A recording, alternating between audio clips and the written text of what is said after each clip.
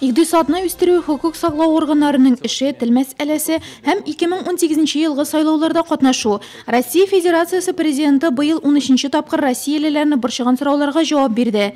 Торак коммуналь хуҗалыгы, салымнар, май указларының үтәлеше хакында да сораулар яңгырады. Ил башлыгы һәрберсе буенча үз фикерен белдерде. Необходимо сосредоточить внимание и власти, и всего общества. Это такие вопросы, как развитие инфраструктуры, если говорить конкретно, это инфраструктура, здравоохранение, образование. Это, как я уже сказал, высокие технологии, повышение производительности труда.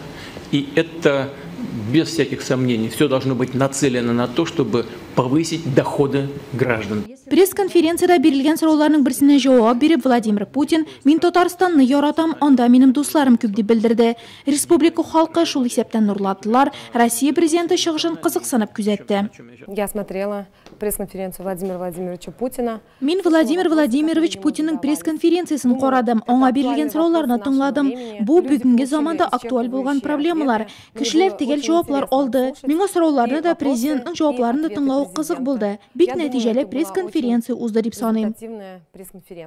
Очень мне нравится, что наш президент поддерживает молодые семьи. Миңа президентның яшь гаиләләргә булышуы бик ошый. Хәзер күп кенә яшьләр эшкә урнашканчы ук гаилә кора, балалары туа. Аларга шул чорда 16 мең сумлык бер тапкыр пособие бирелә. Аннан ай саен 3 мең сум түләнә. Минем Казандагы киленем шулай ала.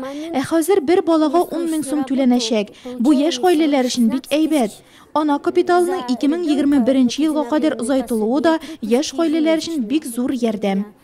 Президент белән турыдан-туры элемтә, мондый пресс-конференцияләр булган проблемаларны ачып бирергә, алар өстендә ныграк эшләргә ярдәм итә. Шуңа да әлеге практика дәвам иттереләчәк дип ассызыклады Россия президенты.